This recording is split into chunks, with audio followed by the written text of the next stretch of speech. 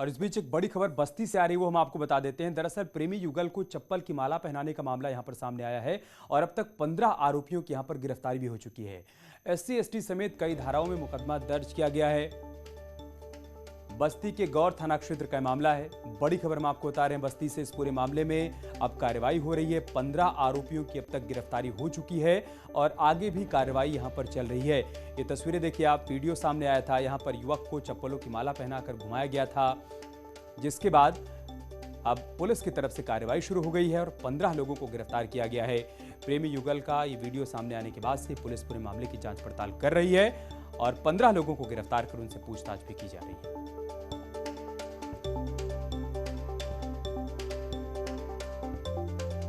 बस्ती से बेहद गंभीर मामला सामने आया और वहीं से हमारे सहयोगी रहमान इस वक्त हमारे साथ जुड़ चुके हैं।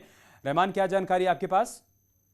जी, आपको बता दें कि गौर थाना क्षेत्र का ये मामला है, जहां पर नाबालिग प्रेमी युगल से उनको सिर्फ प्यार करने की इस तरह की सजा दी गई, तालिबानी सजा, कि उनको चेहरे पे काली पोत कर और चप्पल की माला पहनाकर उनको पूरे गांव में घुमाया गया। और इस पर जो है वीडियो जब वायरल हुआ तो पुलिस ने मामले का संज्ञान लिया।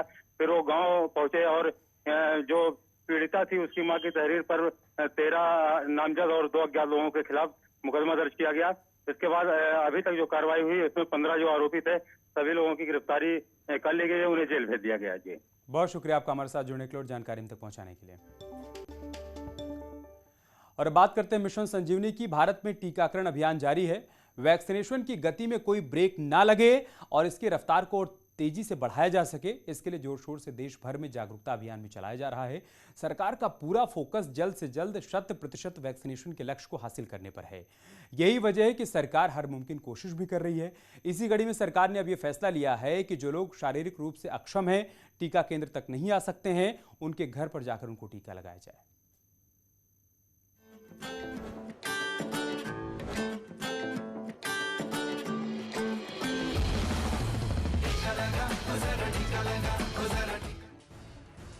कोविड-19 वैक्सीनेशन की रफ्तार बेशक भारत में रफ्तार पकड़ चुकी है।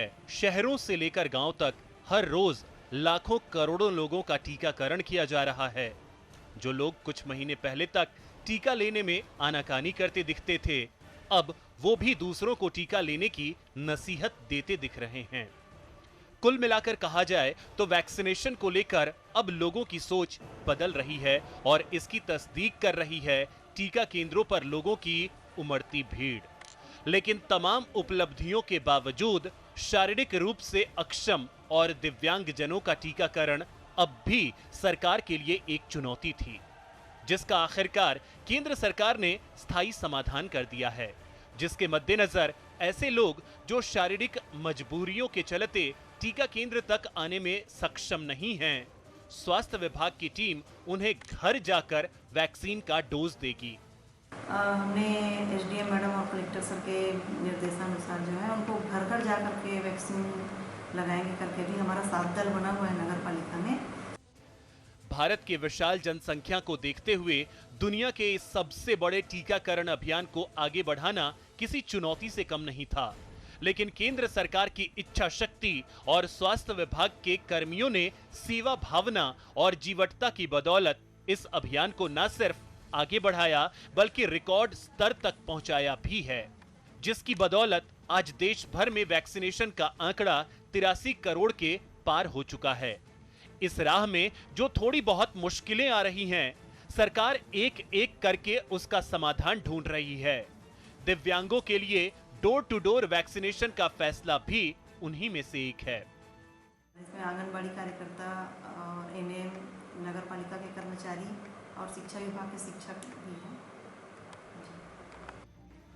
जाहिर है केंद्र सरकार देश में 100% वैक्सीनेशन को लेकर बेहद गंभीर है। यही वजह है कि चुनौती चाहे जैसी हो, सरकार हर मुसीबत का स्थायी हल लेकर आती है। उम्मीद है अगर वैक्सीनेशन की यही रफ्तार कायम रही तो भारत में कोरोना बीते वक्त की बात हो जाएगी। Bureau report, news 18 network.